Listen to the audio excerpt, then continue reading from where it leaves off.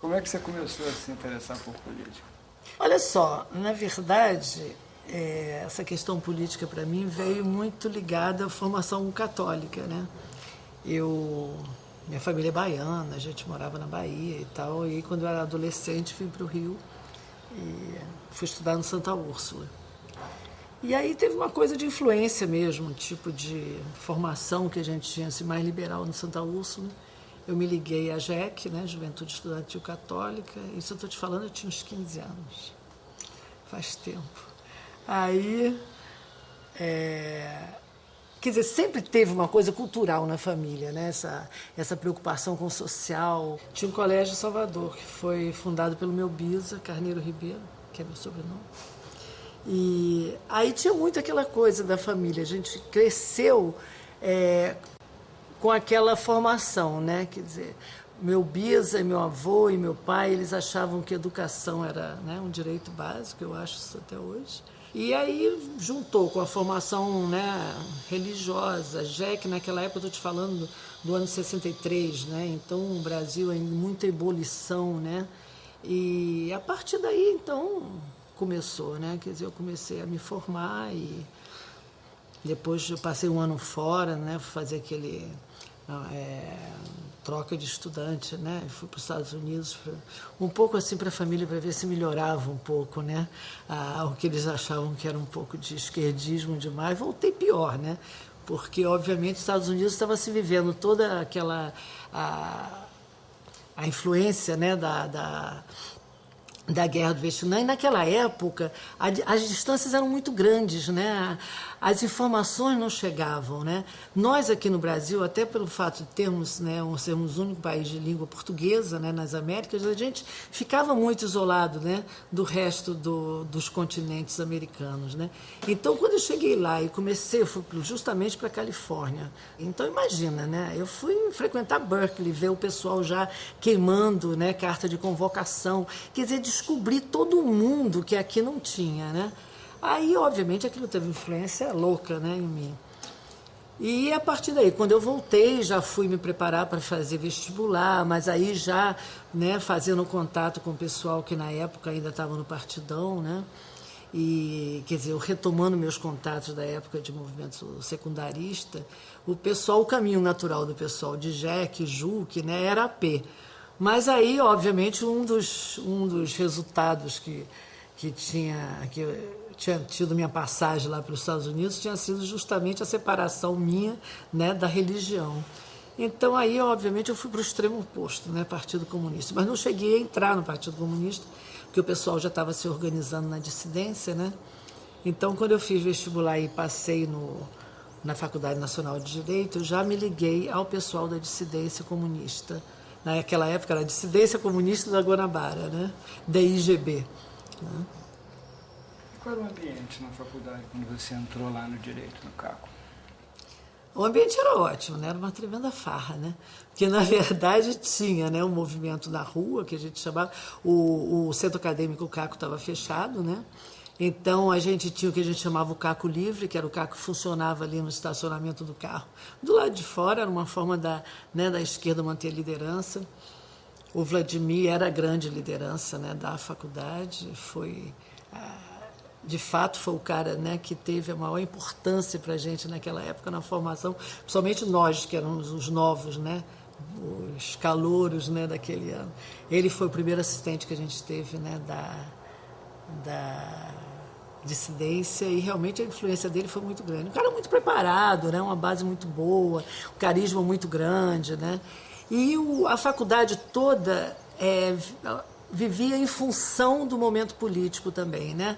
Era o começo da luta contra o acordo Mercoside, era o começo da ameaça, né, da privatização do ensino público, né? Quer dizer, tinha 1000 bandeiras, além disso ele vivia em plena ditadura, né? De por si já era uma ambiência, né, favorável a uma movimentação, né? E eu trabalhava, né, porque minha família nunca foi rica, eu sempre trabalhei, desde os 15 anos dava aula e tal. Aí nessa época eu já trabalho mesmo, carteira assinada. E era engraçado, eu trabalhava na Gasterne porque, né, eu voltei dos Estados Unidos falando inglês bom e tinha francês, essas coisas, né, de formação de classe média. Como foi a sua atuação no movimento estudantil? Olha só, a coisa aconteceu quase que normalmente, né? Comecei, como eu disse, no primeiro ano já ligada à DI, né?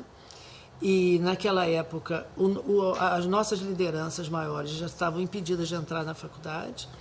Então, nós, os calouros, nós éramos, digamos assim, a ponte, né, da organização com a massa de estudantes, né?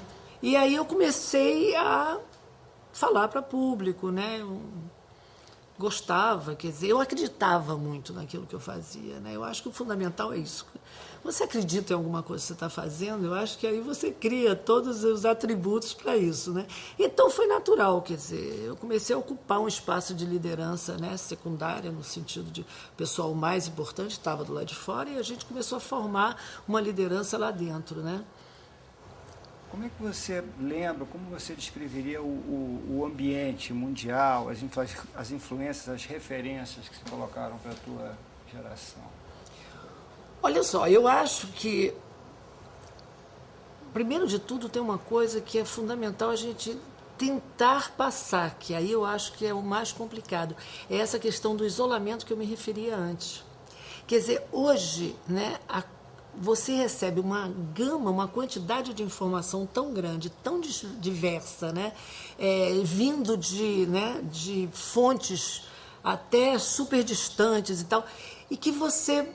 Hoje, eu acho que a pessoa, um jovem hoje, dificilmente percebe o efeito que tem você não ter essas informações. Eu lembro, por exemplo, que a gente, quando estava no início, né, no início do movimento estudantil, eu me lembro da gente indo para a PUC, né, a gente tinha uma base lá na PUC, num centro acadêmico daqueles, a gente ouvia os discursos de Fidel. Né? Quer dizer, aqueles discursos intermináveis de 5 horas, 6 horas, 7 horas, né? O cara falava pra caramba, mas para nós aquilo era uma preciosidade, porque era uma sede que a gente tinha de informação tão grande, era uma dificuldade tão grande da gente se informar, que aquilo virava assim, a gente imagina, um bando, né, de garoto com 20 anos ou menos, né, sentado em volta de um gravador daqueles enormes que tinha antigamente, a voz difícil da gente entender, em espanhol, a maioria não entendia espanhol, e o esforço que era para a gente ouvir, quer dizer, aquilo para mim representava a necessidade que a gente tinha de se informar, né? E uma coisa que eu acho que era característica do nosso grupo da DI, que é a vontade de se formar intelectualmente. Eu acho que isso foi uma característica desse grupo. Nós tínhamos, por exemplo, um tipo de preocupação na formação política. A gente tinha o grupo de estudo, que era o GE, depois aí quando a pessoa, digamos assim, era aprovada, enfim, havia um acordo de que a pessoa queria continuar, né?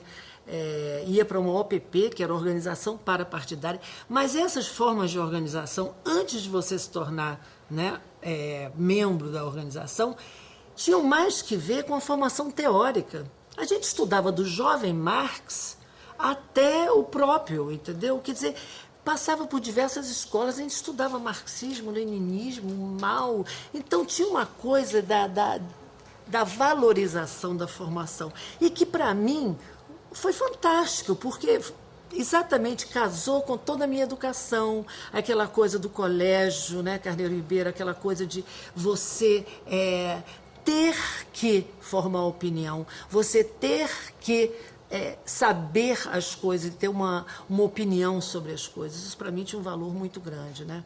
Então, eu acho que hoje em dia é difícil para o jovem entender. É difícil. É difícil o jovem entender, por exemplo, porque ele vive numa democracia. Então é difícil para o jovem hoje entender o que significava uma ditadura. Né? O que significava você não poder se posicionar publicamente? O que significava, por exemplo, você sair com um bando de panfleto na mão para, né, divulgar o teu pensamento, e se tinha polícia, por exemplo, DOPS, polícia política, estava na rua, né, ia lá, prendia e prendia aquele cara que estava distribuindo a opinião dele. Ele estava divulgando o que ele opinava. Então é difícil a pessoa hoje entender isso. Então é difícil também a pessoa ter os mesmos valores, né? Mas eu acho que existe uma possibilidade Principalmente eu vivo isso, né, dentro de casa. Eu tenho, por exemplo, um filho que está com 23 anos, né, se formou em geografia, né, e tem toda uma formação política, porque o pai também o pai também viveu toda essa experiência.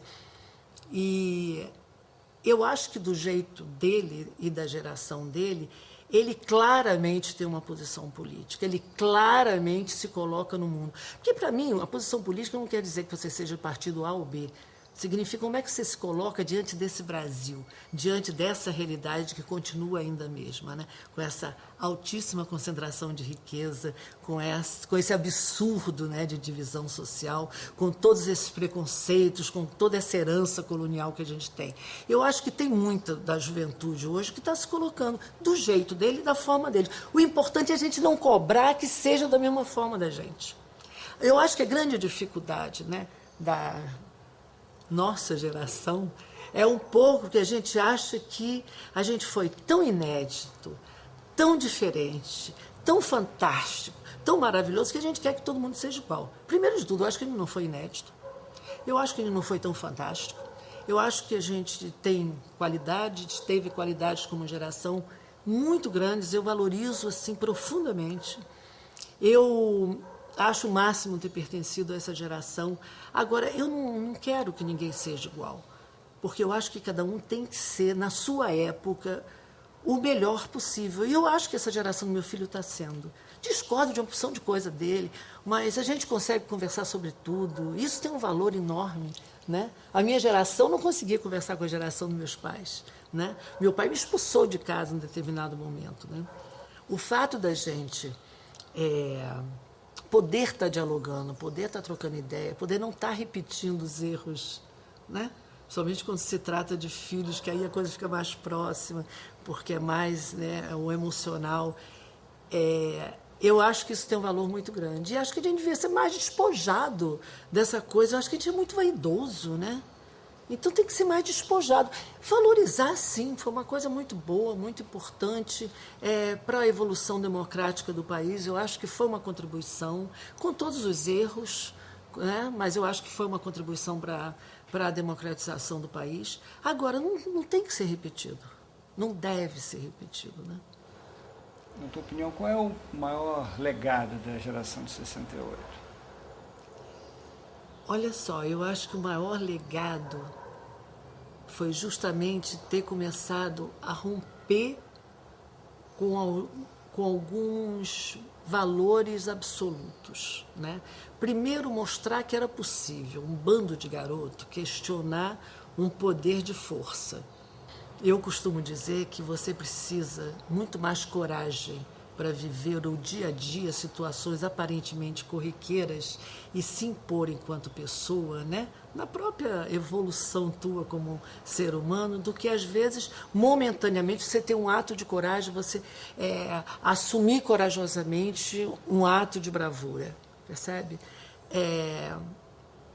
Eu acho que situações do dia a dia corriqueiras, as pessoas são educadas para não reagirem, educadas para ficarem passivas. O romper com a passividade, eu acho que implica num nível de coragem muito maior do que, por exemplo, a participação em determinados momentos da luta armada, certo? E não quer dizer que quem participou da luta armada não tivesse medo. Quem disser que não tem, você me desculpe, mas a não ser que sejam exceções, eu acho que está mentindo. Porque cagaço é humano. Situações de luta, quando você entra, você fica encagaçado. Eu tinha uma reação, aliás, eu ainda tenho essa reação, e eu fico meio anestesiada, né? Porque é aquela coisa, tem que fazer, paciência, não adianta entrar em crise agora, né? Então é melhor fazer. Aí dá uma certa anestesia, o que no dia a dia não é possível, né? Então, eu acho que essa coisa da nossa geração de ter demonstrado que é possível você romper com um poder de força, né? Você não sendo exatamente, né, um exército, a gente era um grupo de garotos, né, empunhando armas pela primeira vez, sem nenhum passado militar, com raras e honrosas exceções, tipo o Capitão Lamarca, o próprio Salgado, companheiro nosso, que era um cara que vinha da aeronáutica. Então, essa coisa de viabilizar o rompimento, eu acho que foi muito importante, né? Que imagens, que momentos, sobretudo de 68, ficaram mais registrados na tua memória? Foi um ano fantástico, né? O movimento de massa na rua é uma cachaça, né? É uma coisa que empolga, é uma coisa... É emocionante, né? Eu brinco e digo assim, uma das coisas que mais me fazem chorar é a emoção de você estar num coletivo com a mesma vontade, com a mesma garra, você olhar para o lado, olhar para os lados assim, você vê as pessoas com aquela esperança no olho, né? Aquela vontade de fazer a coisa acontecer. Eu acho emocionante até hoje. 68 foi um ano de grandes emoções, né? Foi um ano de grandes movimentos de rua. Foi um ano que eu comecei a subir impostos para fazer discurso para a massa, né? E gostei, né? E foi o ano da movimentação, do movimento dos 100 mil, né? Que foi um dia memorável, né? Foi um dia que marcou todos nós. Eu me lembro quase que cada minuto daquele dia, né? Foi um ano também onde começou a violência a crescer nas ruas, né? Onde a gente teve que aprender, né? A se defender e atacar. Então foi um ano que teve uma movimentação, uma virada grande. Até então a gente como que brincava um pouco com essa coisa da repressão. Depois veio aquela fase onde a repressão já se fazia presente, mas era um pouco distante. 68 não, ela se fez presente, que ela apareceu na vida da gente. A gente começou a ter, por exemplo, que dormir em lugares diferentes para não ser preso. A gente teve companheiros presos, teve o caso do Jamarque, e o Pedrinho, e teve um outro rapaz junto que eu não me lembro, o Gileno, que foram presos porque, enfim, acusaram eles de terem tocado fogo no carro de polícia. Aquilo tudo chegou muito próximo da gente, né? Então, e aí a necessidade da gente também começar a se organizar para reagir à violência, e aí assumindo a violência. Quer dizer, aquilo foi quase como um passe, né? De repente, das bolas de gude que a gente começou a jogar na Avenida Rio Branco, a gente passou a ir com porrete, né, para a rua. Então, na hora que a PM vinha, a gente, em vez de recuar, a gente avançava, né? E depois veio também a fase de que a gente não ia só mais de porrete, a gente já ia armado, né? E aí fomos assumindo, né, a violência como parte inerente daquilo tudo. Era impossível escapar. A violência nos foi imposta, até por questão, né, cultural. A gente era classe média. A classe média não tem a violência, a não ser por desvio de caráter, né? Não tem a violência como uma coisa inerente à sua história, à sua cultura, né? E a naturalidade com que você vai, né, assumindo a violência é fruto do momento que você vive, né? O medo que a repressão produzia na gente, eu digo que sempre foi maior do que a violência que a gente começou a reproduzir. Porque toda a correlação de força era absurda.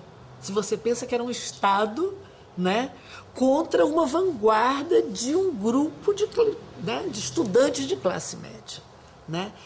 Isso tinha uma dimensão e tinha um poder que era aterrorizante. É porque realmente a gente era muito jovem. Quando você é jovem, você tem essa maravilhosa, né, sensação de autossuficiência e de poder, né? Você pode contra tudo, né? Mas o segundo semestre de 68 foi bem mais duro, né? Foi terrível. Segundo semestre de 68 começou, né, depois do movimento 100 mil, né? Porque o dia dos 100 mil veio, como vocês sabem, em consequência de toda a morte do Edson Luiz, né? Todas aquelas passeatas menores.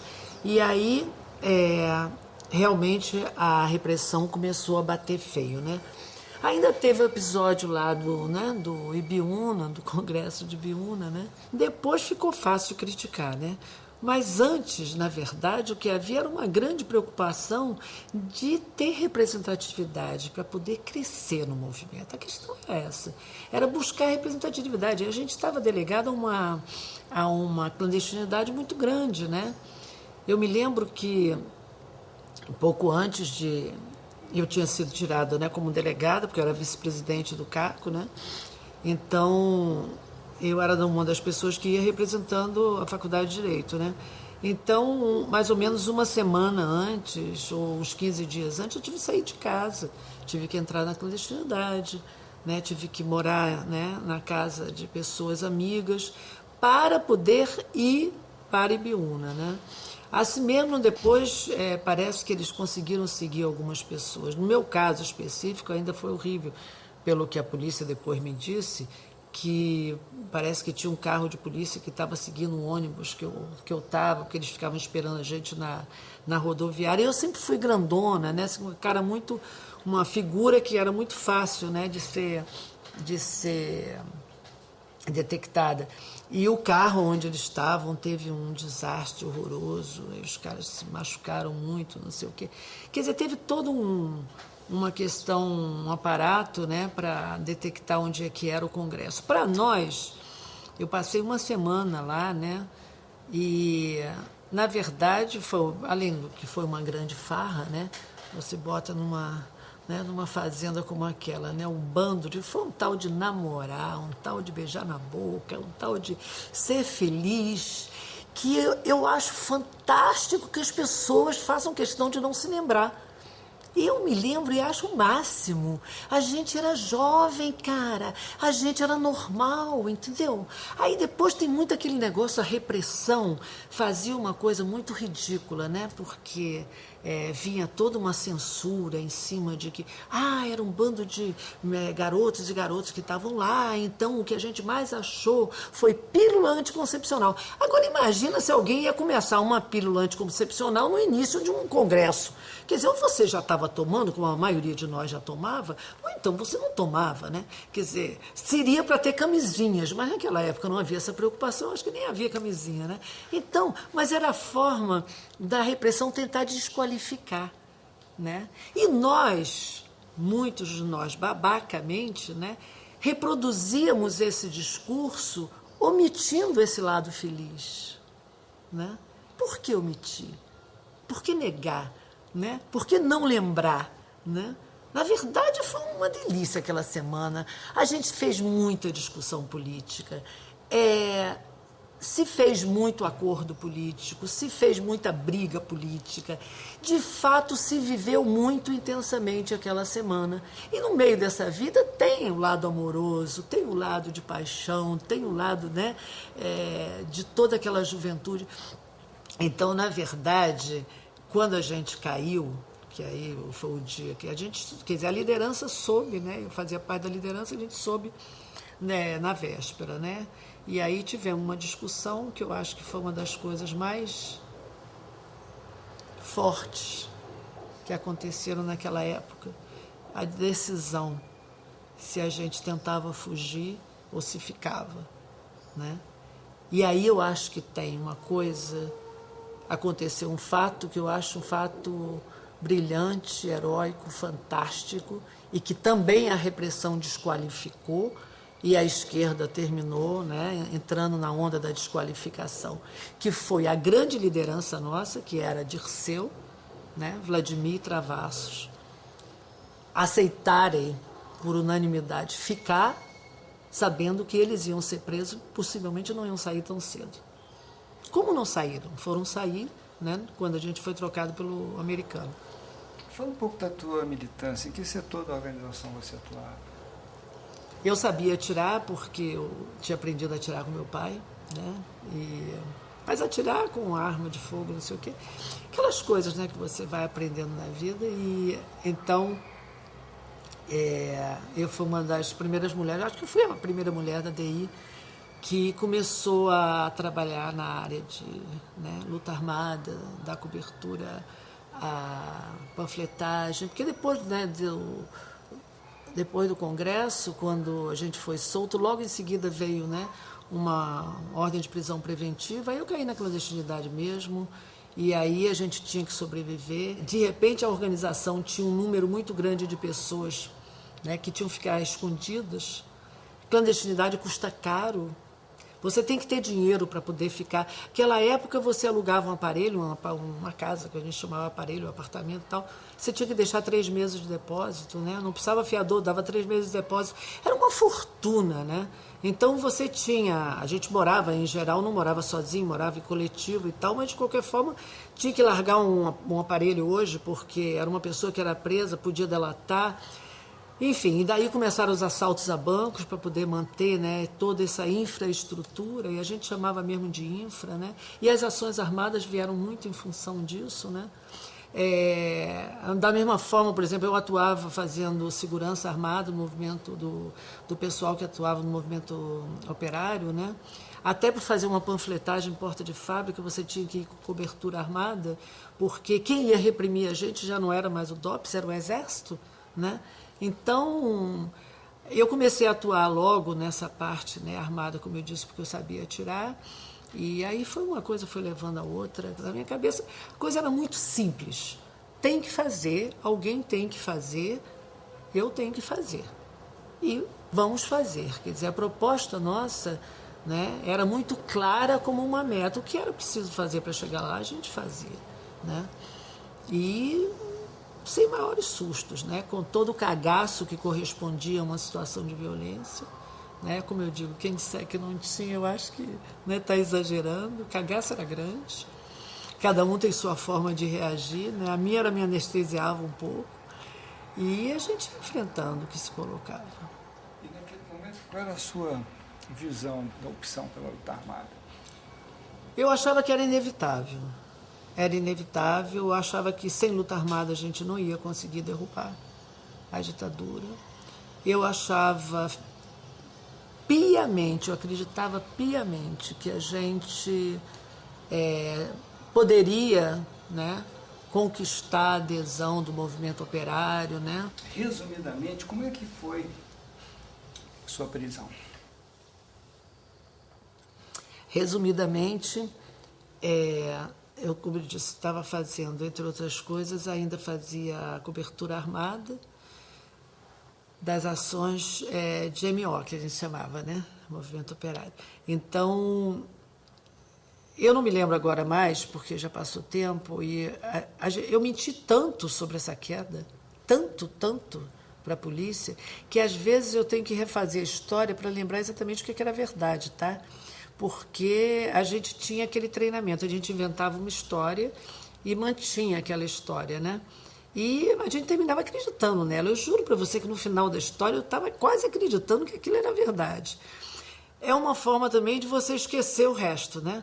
Mas a verdade verdadeira é que, por algum motivo, nós estávamos sem carro, porque eu não andava sem carro, e estava na Praça de Tiradentes, e a pessoa que via trazer o carro atrasou, e atrasar naquele. Por isso que a gente tinha aquela rigor, né, de horário de ponto, né? Marcou 11h30, tinha que ser 11h30, porque, por exemplo, no meu caso, eu entrava, como a gente dizia, no ponto, às 11h30, e não podia ficar ali de bobeira esperando. Foi o que aconteceu no dia. Eu fiquei, posso ter ficado 2 minutos, não interessa. Era 1º de maio, né? A polícia estava toda na rua, porque sabia que ia acontecer alguma coisa. Nós estamos falando de 1º de maio de 69, né? E não deu outra, né? Passou um cara do DOPS, olhou e disse, aquela é a Guta, pô. E aí veio em cima, né? Eu estava com outros companheiros, né? Que 2 companheiras, uma delas era a Soninha, né? Que era casada com o Stuart, né? O Tucci.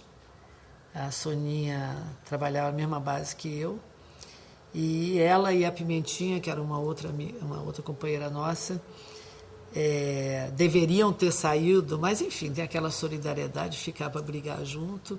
Terminou que nós caímos, a correlação de força era absurdamente louca contra. O Ricardo Vilas, né? Ainda reagiu, atirou, a gente atirou do outro lado, armou-se uma grande confusão. No final a gente terminou preso. Fugiram algumas pessoas que estavam, né, com a gente em volta, deram para eles fugirem, o carro deu para fugir, mas a gente caiu, né? Em que momento você ficou sabendo do sequestro?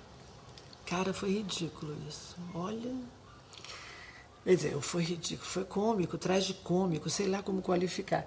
Eu estava em São Paulo, né? Eu tinha sido levada para São Paulo, que aquela época ainda não tinha o DOI-CODE, né?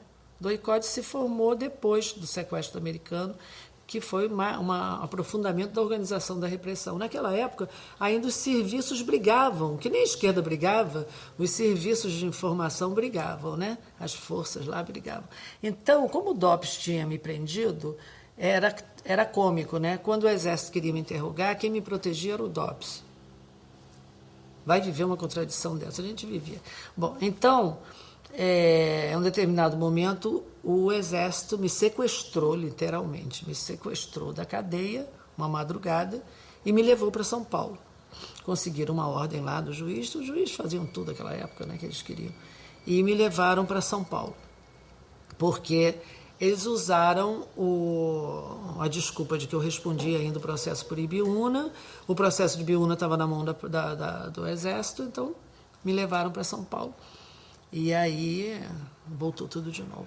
Voltou num grau muito pior, né? Porque o Exército era Alban, né? Em São Paulo. Né? E aí, para não saberem que eu estava presa, sendo interrogada de novo, isso já tinha passado uns 3 meses já da prisão, eles me mantinham no antigo presídio Tiradentes, que depois foi implodido e tal. Naquela época, o presídio Tiradentes já não tinha mulher presa. Então, o prédio principal eram presos comuns, homens, e tinha um prédio do lado que eram os presos políticos, homens. Então, me levaram, imagina, loucura, né? Me levaram e eu ficava numa cela solitária do lado dos presos comuns embaixo. E aí eu vivi coisas fantásticas, né? Fantásticas. Eu acho que por isso que depois eu dizia que eu tinha uma dívida com o preso comum e vim trabalhar durante muitos anos no sistema penitenciário, porque realmente eu vivi com pessoas presas. Eu não vivi com monstros presos. Eu não vivi com grandes organizadores, nem chefes de... Eu vivi com população carcerária presa, né? E a solidariedade que eu tive daquelas pessoas foi uma coisa fantástica. Primeiro, eles ficavam absolutamente atônitos como é que o Exército podia tratar uma menina daquele jeito. Cada vez que eu saía e voltava de interrogatório, eu ouvia ainda, por mais que eu estivesse mal, eu ouvia ainda a indignação deles, né? Os caras xingavam, né? Os milicos de tudo, né? De covarde, vem bater em homem, larga essa menina pra lá, seus covardes, só batem nela porque tá desarmada. Se tivesse armada, matava você. Aquilo me dava um ânimo, cara. Que eu me sentia a pessoa mais poderosa do mundo, porque tinha uma coisa legítima, né? De solidariedade e de acreditar naquilo, mas principalmente solidariedade, que é uma coisa difícil quando você está na desgraça. Até no dia a dia, né?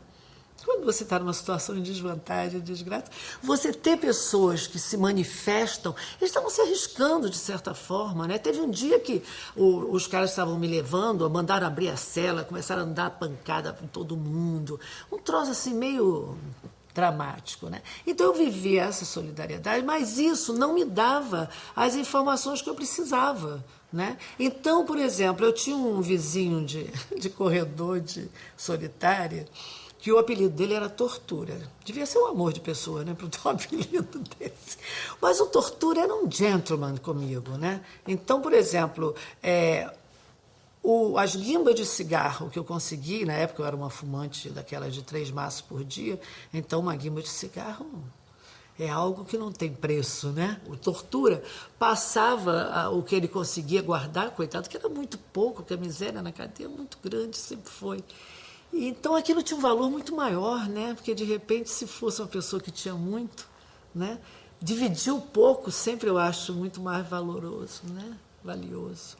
Então, mas o Tortura era analfabeto. Aí tem um episódio que eu preciso contar, porque foi naquela época do sequestro, que foi o sequestro, aconteceu no dia 5, né? Ou no dia 4, no dia 4. Mas, bom, eu não sabia de nada. Na verdade, não sabia de nada, porque eu não tinha acesso a nada. Não tinha rádio, não tinha televisão, não tinha jornal, não tinha nada.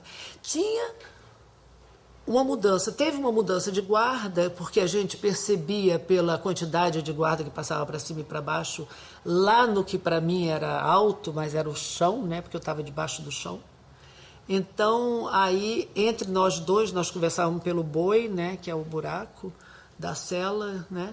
Aí o Tortura dizia, ele me chamava de política. Política parece que teve alguma confusão, porque dobrou a guarda. Aí eu fui prestar atenção, realmente, o barulho dos passos, aquelas coisas de cadeia, né, que você fica muito ligado nesses sinais. Mas aquele momento também, um pouco antes de eu ir para São Paulo, que eu tinha acesso à informação, sabia que o Costa Silva estava doente, aí eu pensei, vai ver que morreu o Costa Silva, está... Um momento onde era possível estar acontecendo alguma coisa estranha. Aí ele, um dia, me acorda, eu tinha voltado de interrogatório, sempre voltava